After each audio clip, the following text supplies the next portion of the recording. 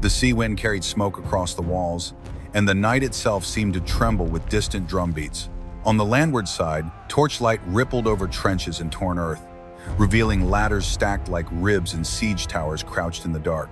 Inside the city, roughly 7,000 defenders, exhausted, hollow-eyed, still gripping spear and shield, pressed their backs to stone that had held empires at bay for 1,000 years. Outside, the Ottoman Empire ringed them with an army said to be around 80,000, patient as a tide. Then it began again. Not a single roar, but waves shouting, the scrape of wood on rock, arrows hissing into the black. Bells and prayers swallowed by cannon thunder that made the masonry shudder under their feet. A section near the gate buckled, dust bursting from the cracks like a warning the walls could no longer keep quiet. Commanders on both sides stared at the same problem. Numbers, time, and the cruel math of exhaustion. Because if one breach opened wide enough for the Ottoman Empire to pour through, what could 7,000 possibly do against 80,000 inches the moment the world's hinge finally snapped? Hours earlier, before the latest assault rose like a storm, the city had already been living on borrowed time. Constantinople was not just a fortress, it was a symbol, a crown without a kingdom, a gate between seas. Merchants once measured the world by its harbors. Emperors once measured legitimacy by its throne. Now its streets were quieter, its granaries thinner, its people listening for every tremor in the stone. Across the trenches, the Ottoman Empire waited with the confidence of a rising power that understood momentum. Sultan Mehmed was young, ambitious, and surrounded by men who believed history could be forced if you pressed hard enough, long enough, with enough discipline. Estimates varied, but the imbalance was unmistakable. The besiegers could rotate fresh units, repair tools, feed fires. The defenders could only tighten their belts and pray the walls held one more night. We are grateful. Inside, every decision felt like a gamble with no good outcomes. Do you concentrate men at the most battered section and risk another point collapsing unseen? Do you rest soldiers who are already trembling from exhaustion, or keep them standing until their legs forget how to move? Even small things became fatal. Wet rope, cracked beams, a missing plank at the wrong moment. And somewhere in that fragile balance, the Ottoman commanders were already shaping the next push aimed not just at stone, but at a weakness the defenders could not afford to admit. Constantinople's defenders were a patchwork force held together by urgency. There were hardened soldiers, certainly, but also men who had never expected to fight at all, now learning the weight of armor and the taste of sleeplessness. They worked the walls like craftsmen of survival, hauling stones, patching gaps with timber, dragging shattered beams back into place. The city's leadership knew the truth. No proclamation could erase 7,000. Was not an army for a siege like this. It was a final stand. Yet they had one priceless advantage: the walls themselves. Layered defenses, steep angles, and long experience made the city a puzzle built to punish impatience. The Ottoman Empire had numbers, artillery, and the will to keep hammering. But stone has its own stubborn language.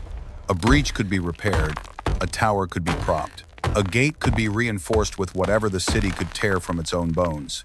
Outside, Mehmed's camp was a machine. Supply lines fed the trenches, orders moved through ranks with practiced certainty. Men dug, built, hauled, and watched the walls the way hunters watch a trapped animal waiting for the smallest sign of fatigue. And fatigue was everywhere. The defenders' faces, gaunt under torchlight, the slow pace of repairs, the way fewer voices answered roll call at dawn. The siege was also a war of messages. Pleas for help, promises of relief, rumors that grew sharper than blades. For the defenders, hope was a resource as precious as food. For the Ottoman Empire, time was the weapon that never dulled. And then came the pressure point. A section of wall that had been struck too many times, repaired too quickly, and now whispered a terrifying possibility: one more concentrated assault might make it give. In the days leading to the worst breaches, the city became a place of routines built around fear.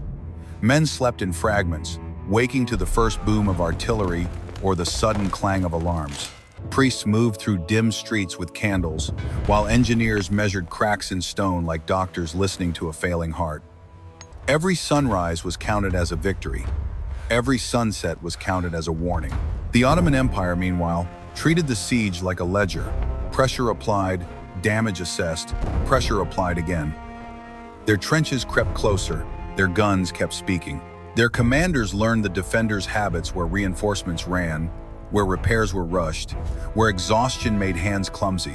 Mehmed's goal was not merely to batter the walls, it was to break the defenders' rhythm, to force mistakes at the scale of seconds. Inside, the defenders argued over strategy in low voices because shouting wasted breath. Some wanted bold sorties to burn siege works, to disrupt the Ottoman lines before another assault could form. Others insisted the walls were the only advantage left, leave them, and you surrender the one thing numbers can't easily crush. Each choice carried a shadow. A failed raid could cost men the city could not replace. Waiting could cost the walls. Outside, Ottoman units trained for the moment ladders would rise again. They rehearsed in mud and torchlight, learning how to climb under fire, how to push forward when the first ranks fell back, how to keep the surge moving like a tide. The imbalance around 7,000 versus roughly 80,000 was not just a statistic. It was a grinding certainty that the defenders felt in every hour they could not rest.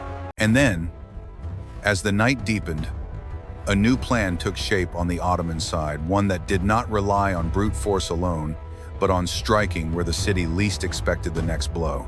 Dawn broke pale and cold, and the battlefield was not a field at all, it was a scar around a city. From above, the Ottoman Empire's siege lines looked endless, trenches zigzagging toward the walls, earthworks bristling with stakes, crews moving like ants between gun platforms and supply carts. The defenders watched from the battlements, counting fires, counting banners, counting how many fresh men could replace the ones who had stood all night. Outnumbered by the tens of thousands, they had learned to measure time in heartbeats. The Ottoman artillery spoke first, not in a single shattering blow, but in a rhythm thud, smoke, impact each shot testing stone, shaking dust loose from ancient joints. Inside the city, repair teams ran before the echoes faded, hauling rubble away, hammering beams into place, filling cracks with whatever the streets could spare. On the walls, archers and crossbowmen answered with quick, disciplined volleys, not to win, but to slow hands on ladders, to make every approach feel expensive. Mehmed's commanders shifted formations with cold patience, feints toward one battered section, then sudden pressure elsewhere. Drums rolled, horns cut through the wind. The defenders tried to read the pattern, but exhaustion blurred instinct. Every threat looked like the last one, until it wasn't. By midday, a haze hung over the trenches, and the landward gate area, already bruised by days of pounding, began to shudder with a new kind of attention. From the shadows of the Ottoman lines, ladders started to rise again, one by one, like a forest growing in fast motion. The first ladders hit the stone with a sound like teeth on bone. Defenders leaned over the parapet, hands raw, and pushed them back, some with hooks, some with sheer weight, some with desperation that made their arms feel endless.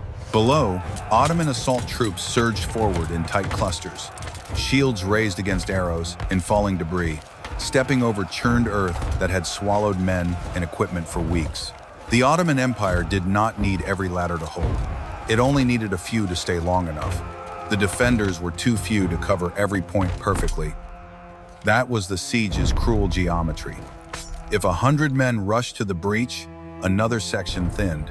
If they held steady everywhere, the breach widened. Messengers ran along the wall walk, shouting short orders, pointing at smoke, at movement, at the subtle shift of banners in the enemy line.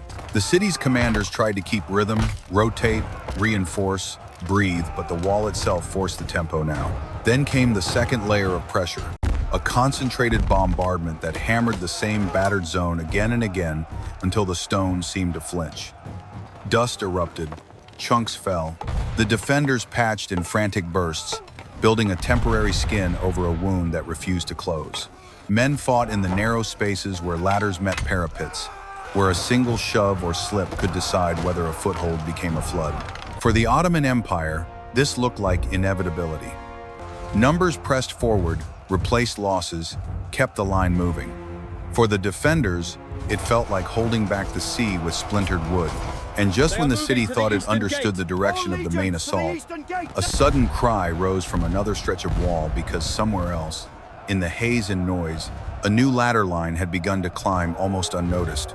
The danger of a siege is not only the blow you see, it's the one that arrives while your eyes are locked elsewhere. Along the walls, defenders sprinted with helmets half-strapped, grabbing spears and crossbows as they ran, because the alarm had shifted again. The Ottoman Empire had learned the city's limits. 7,000 men could not be everywhere at once. Every time the defenders massed to repel one climb, another section became thin enough to test. On the ground, Ottoman units moved like a tide, guided by signal and drum. Some groups rushed forward to draw fire, forcing the defenders to waste arrows and strength. Others advanced in tighter silence, using smoke and low light to hide their exact target until the last moments. The walls echoed with impact ladders striking, grappling hooks catching, boots scraping stone. Above, men shouted warnings that vanished into the roar of artillery. At one battered stretch, the defenders managed a brief miracle. They knocked back a cluster of ladders, pushed attackers into the trench line, and for a breath the wall felt safe again. But the cost was immediate. That burst of effort left arms shaking, throats burning, and gaps forming where no one had the strength to step in. The Ottoman Empire could rotate fresh ranks. The city could only lean harder on the same exhausted bodies. Then the signal horns changed. Ottoman banners shifted. A new wave gathered larger, heavier, moving with a confidence that suggested this was not another test but a decisive attempt.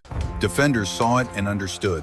The next minutes would decide whether their repairs and sacrifices had bought anything at all. And at the very center of the battered zone, the masonry gave a small, unmistakable crack, just enough to hint that the wall might be about to open wider than any man on it could contain. The crack became a tremor. The tremor became a fall. A section of the battered wall slumped inward with a grinding roar, not collapsing in a clean break, but shedding stone like a cliff face giving up its last grip. Dust billowed up, swallowing shouts, turning the battlement into a gray storm. Defenders coughed and blinked, trying to see through it, because the Ottoman Empire would not wait for clarity. In siege warfare, confusion is a doorway. From the trenches, Ottoman assault troops surged toward the weak point with practiced speed. Some carried shields overhead, others rushed with planks and beams, trying to bridge uneven ground and rubble. The defenders fired into shapes and movement, their arrows and bolts disappearing into dust. The city's commanders shouted for reinforcements, but reinforcements meant pulling men from somewhere else, another stretch of wall, another gate, another place that would now be thinner. Inside the breach zone, the fighting turned into a brutal contest of inches. Not a wide-open field, but a narrow, shifting space where a handful of defenders could still choke the approach if they held their nerve. They shoved debris down, dragged broken timber into place, and formed a temporary barricade out of whatever the city could rip from itself. For a heartbeat, it worked. The Ottoman advance slowed. Men stumbled over loose stone. The breach did not instantly become a flood, but the Ottoman Empire had prepared for this. Behind the first wave, a second wave waited less frantic, more organized, ready to push forward the moment the defenders tired. And fatigue was already eating the city alive. Hands slipped, a shield strap snapped. A man hesitated 1 second too long. Then a new sound cut through the dust, sharper, closer, unmistakable. The pounding of boots and the sudden rising cheer of Ottoman troops shifting toward a different access point, as if the breach was only half the plan. Smoke and dust made the walls feel smaller, as if the entire city had been pressed into a tight, choking corridor. The defenders fought not only the Ottoman Empire in front of them, but the clock inside their own bodies, the tremor in the arms, the cramp in the calves, the creeping moment when breath stops feeling like enough. Even victories were exhausting. Every ladder thrown down meant another had to be thrown down later. Every gap repaired meant another impact would reopen it.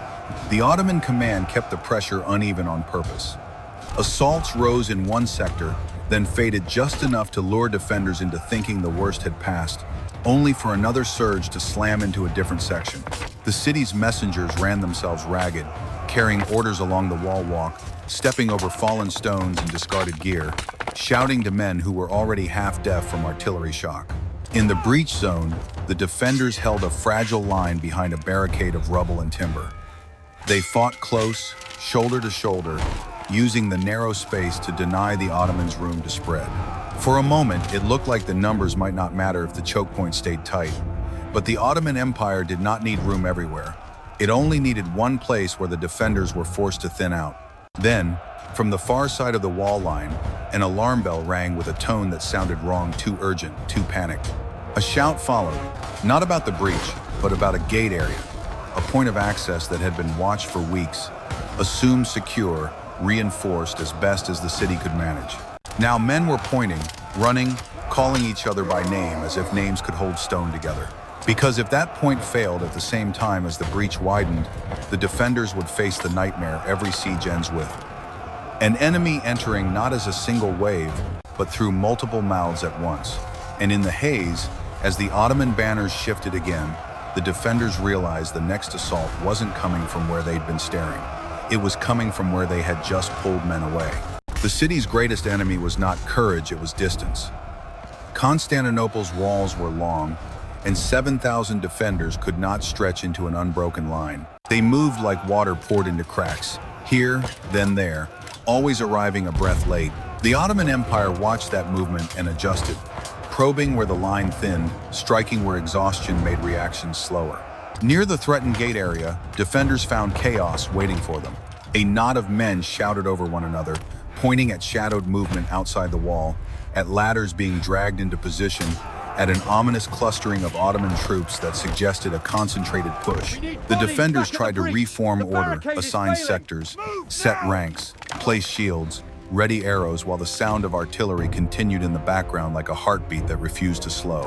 Then the assault hit. Not a gentle test, but a committed surge. Ladders rose in clusters, hooks biting stone. Ottoman troops climbed with grim rhythm, not reckless, but driven by numbers and momentum. The defenders fought them off the parapet, and for a few tense minutes the wall became a blur of pushing, striking, and desperate footing on uneven stone. Every man who fell back left a gap. Every gap invited another climber. At the same time, the breach zone still demanded bodies. Orders arrived to send more men back there now before the barricade failed. The defenders at the gate hesitated. If they sent men, this section could buckle. If they didn't, the breach could open wider. The Ottoman Empire had forced the city into an impossible choice. And then, in the middle of that choice, the worst kind of news arrived. The barricade at the breach was starting to give under sustained pressure, and the defenders holding it were waving for help like drowning men. Because if that barricade broke before reinforcements arrived, the Ottoman Empire would have the space it needed, and the city would have no room left to breathe. At the breach, the barricade held by habit more than strength. Men braced against splintered beams, boots sliding on loose stone, every shove answered by another shove from the other side. The Ottoman Empire pressed in waves, one line climbing, the next already waiting, turning endurance into a weapon. Inside the city, commanders faced a brutal choice: feed the breach with their last reserves, or keep the gates staffed in case another ladder line found purchase. Then came the kind of turning point no plan absorbs cleanly. A key defender, one of the few veterans whose presence kept others steady, was struck down or forced away, and word of it ran along the wall faster than any messenger. In a siege, morale travels like fire. A single shouted rumor can loosen more stone than artillery. Officers tried to seal the panic. They grabbed men by the shoulders, pointed them back to the parapet, promised relief that might never come. But the Ottoman drums did not slow. They grew louder, closer, as if the trenches themselves were tightening. Now the city faced its most fragile decision: hold the battered line with exhausted hands, or pull men away to protect the gates, knowing one wrong move would open a gap the Ottoman Empire could turn into a flood. The defenders managed the siege like a puzzle with missing pieces. They shifted men from the gate to the breach and back again, chasing alarms through dust and smoke until even familiar corners looked strange. The Ottoman Empire exploited that confusion: bombardment, ladders, sudden silence, forcing the city to spend its strength in fragments. Then a whisper became a shout. A small entry point had been compromised. Whether it was a neglected post, a damaged door, or a gate left unsecured for a heartbeat during reinforcements, no one could say for sure. But Ottoman troops appeared where defenders did not expect them, inside the outer line, moving fast, trying to widen the opening before the city could understand. Holding the breach was hard enough. Holding it while danger formed behind your shoulder was something else entirely. A handful rushed to seal the gap, but the city's numbers were already stretched. Every step they took left another section thinner. Now the fight became a race measured in seconds. Could the defenders crush that foothold before it became a corridor? Or would the Ottoman Empire turn one mistake into the moment the walls stopped meaning anything at all? The moment Ottoman troops were seen inside the outer line, the city's defense stopped being a single battle and became a series of fires spreading at once. Men who had held the parapet for weeks turned, stunned, to face footsteps where there should have been none. In the haze, orders collided. One captain shouted to retake the gap. Another screamed to stay on the walls. A third begged for reinforcements that simply did not exist. Accounts would differ later on how it happened, whether a small postern gate was left vulnerable, whether a damaged section opened just enough, whether confusion did what cannon and ladder could not. What mattered now was the result. A wedge of the Ottoman Empire pushing to widen a foothold before the defenders could seal it. The fighting narrowed into alleys and stairways, where a few men could still block many if they did not break. Then another blow landed, the kind that hits morale harder than stone. A key commander was reportedly wounded or forced away from the line, and the word raced faster than any signal horn. Defenders glanced over their shoulders, searching for leadership, for certainty, for proof that this was not the beginning of the end. Outside, Sultan Mehmed sensed it. Drums rolled. Fresh troops gathered with a deliberate calm. The final assault was forming not to test the walls, but to finish the city. And if the defenders failed to crush that foothold in the next few minutes, the Ottoman Empire wouldn't need a breach anymore because the city would be opening from the inside. Before sunrise, the Ottoman Empire committed what the defenders had feared for weeks. Not another probe, but a full, layered final push. Drums rolled in a steady, merciless rhythm. Artillery hammered the same battered zones until the air itself seemed to shake loose from the stone. Then the assault lines moved first waves to fix defenders in place, then heavier formations driving toward the breach and the compromised entry points, forcing the city to fight forward and backward at the same time. On the walls, roughly 7,000 defenders tried to act like 20,000. They ran, formed, broke, reformed.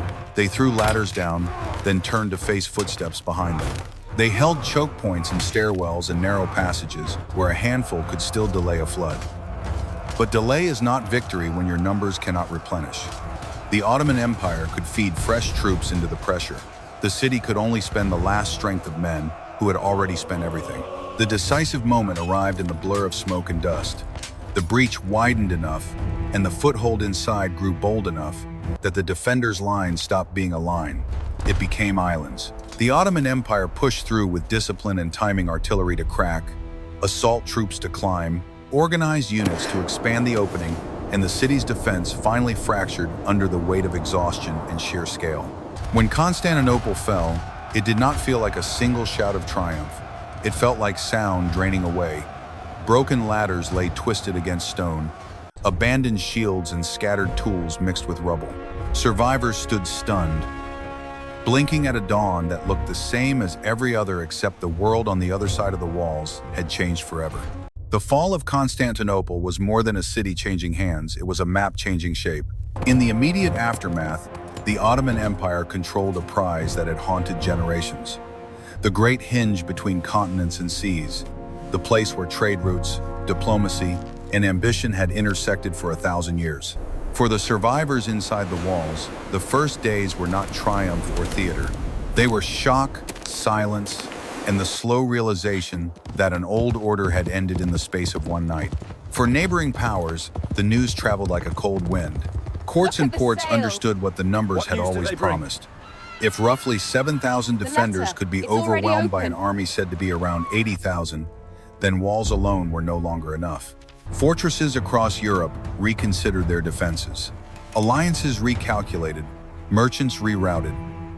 The fall did not erase fear, it exported it, spreading it outward along roads and sea lanes. The Ottoman Empire, now anchored in a capital of immense prestige, gained more than stone and streets. It gained legitimacy, leverage, and a platform for future campaigns. The city's capture signaled that a frontier power had become a central empire, one capable of shaping the region's politics, economy, and strategy for centuries. And that is why the imbalance from the first night matters. The story is not only that the Ottoman Empire had more men, it is that in siege warfare, numbers are time, and time is pressure, and pressure, applied long enough, turns the impossible into the inevitable. Because when 7,000 stand against 80,000, the question is never only, how long can the walls hold? It is, how long can a world hold its breath before it must exhale into a new era?